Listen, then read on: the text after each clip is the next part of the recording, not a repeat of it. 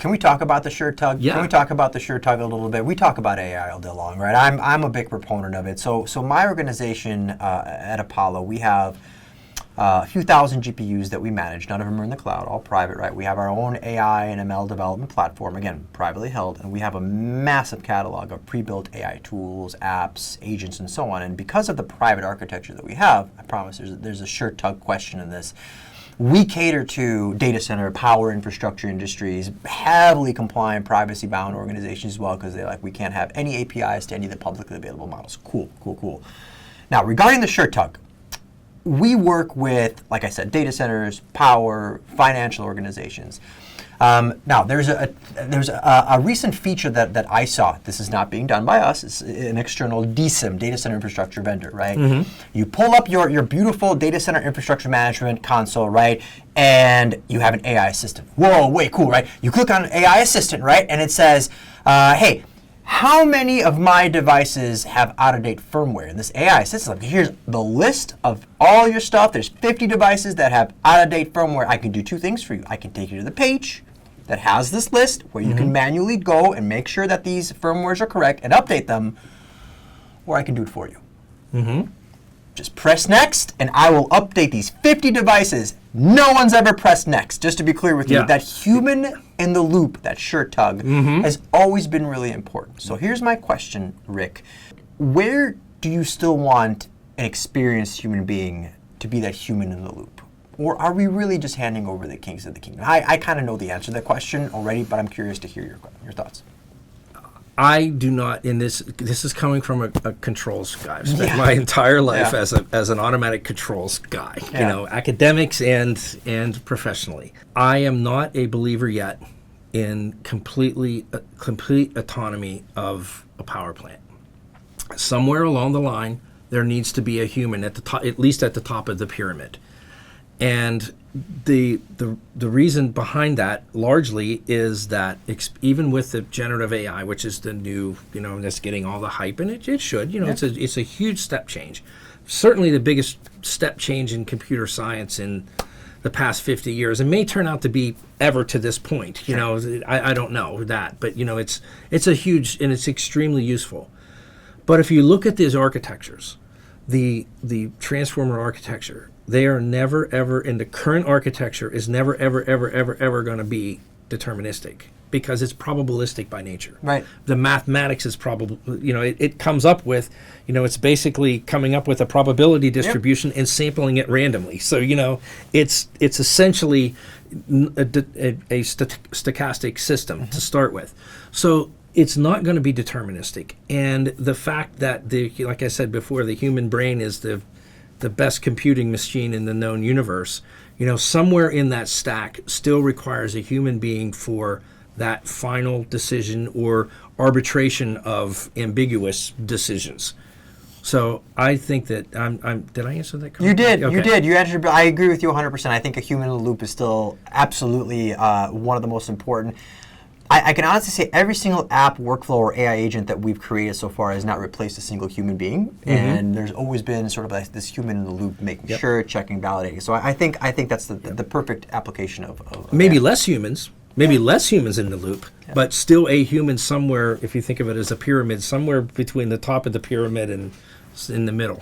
I agree. The operating system isn't operating on its own yet. You still need to moving the mouse. Exactly. So one of the things inside of these facilities that we're seeing, and you understand this from a power perspective, operational technology, OT and IT are really sort of coming together, right? We're seeing IP addresses and things connected to the network that we've never seen before, right? Right. But as a result, Rick, cybersecurity, questions around infiltration, questions around data leakage, and so on, right?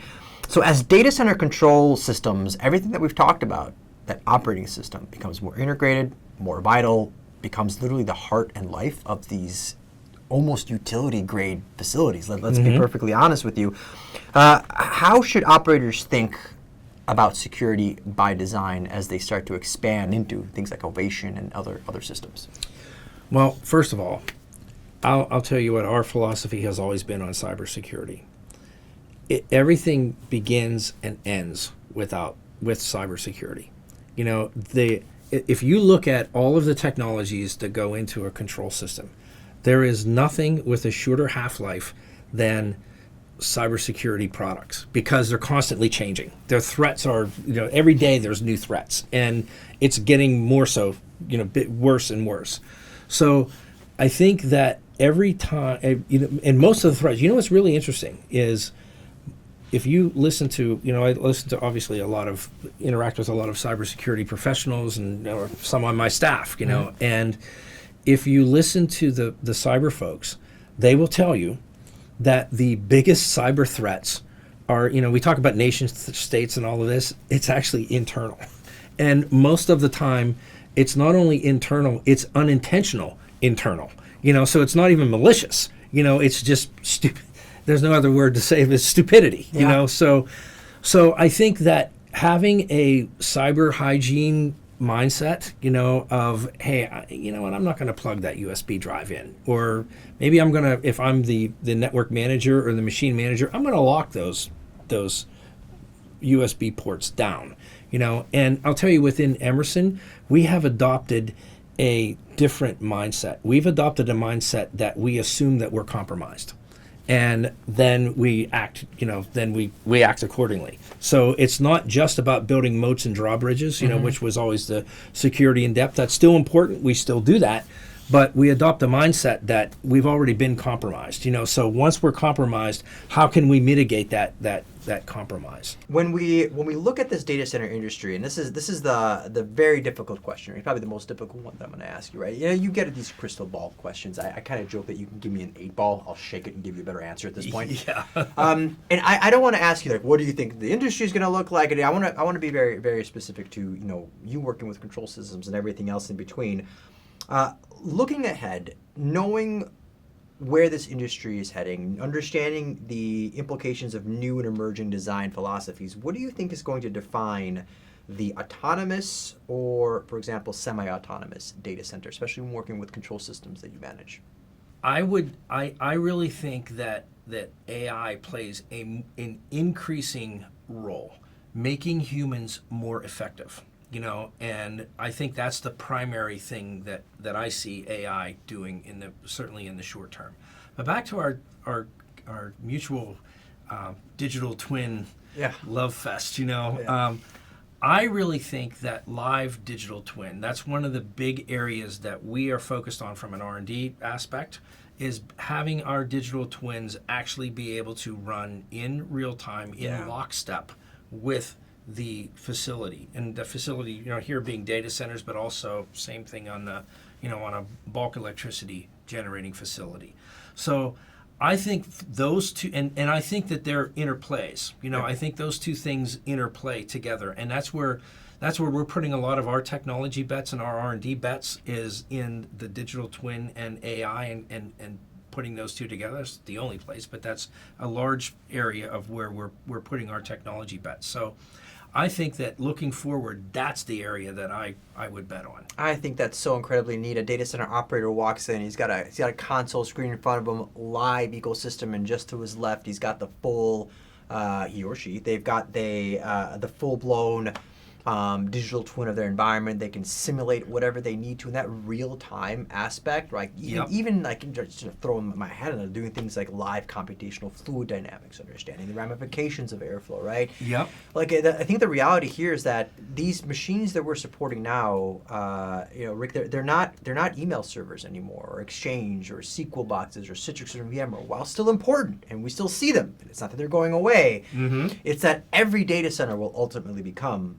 an AI data center, right, to some extent. It depends on who you're able to support to get you there, and the tools that you deploy to make it happen.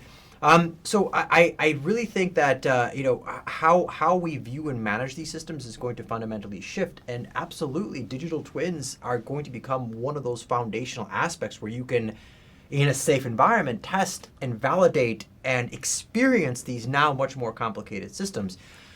Rick, I'm going to ask you one final question. This is kind of understanding that a lot of people watching this are in the power side or on the data center side. So I'm going to ask for Rick's final thoughts here as far as like words of wisdom. And as you're thinking about it, right? I know one of Emerson's go-to taglines is "Go boldly," right? And I believe that mirrors a saying that I have is our industry is in an era of fearless curiosity, right? But I absolutely believe that that fearless curiosity can't be just a giant net that you spread out there hoping you catch every single fish that you can, right? It's got to be a lot more targeted. And one of the things that I want to make sure people talk about, I mentioned this with Bob Eager as well, is that vision without execution is just hallucination, right? We don't want our business doing that. We don't want AI doing that either. And so my big point here is that for everybody listening to this, right, grab a gold nugget, find something that's really valuable, and actually act on it. And even if it's just a question or a comment or a thought, right, this industry is going through some spectacular change, historic change, in fact, right? Bob mentioned that. Where I do believe that this intersection of new technologies, digital twins like you talked about, this new era of AI will make operational shifts in how new era data centers are run, managed, secured, deployed, and optimized, and are sustainable, working with communities, all of that stuff in between. So I guess my big point here is that everything you heard in our conversation, all the reading that you do something with it, actually make it actionable, right? So that's my Bill Clayman food for thought. Any final thoughts, Rick? No, I think that I agree with that. I think that we are certainly in an unprecedented, certainly in my tenure, I've never seen anything like this. This is completely, usually when something new comes along, first it's a rumor and it's an echo, and then it takes a year or two, and then, you might have a discussion with this person and a discussion with that person, and 3 or 4 years down the road, it kind of comes into being. And that was fast, that was the fast ones. This is just unbelievable as fast as it's coming. And I think that your words are right on, absolutely right on. It's an exciting time, Rick. Thank you for everything you do. Thanks for hanging out with us today. Oh, thank you. It was a lot of fun. Yes. Thanks.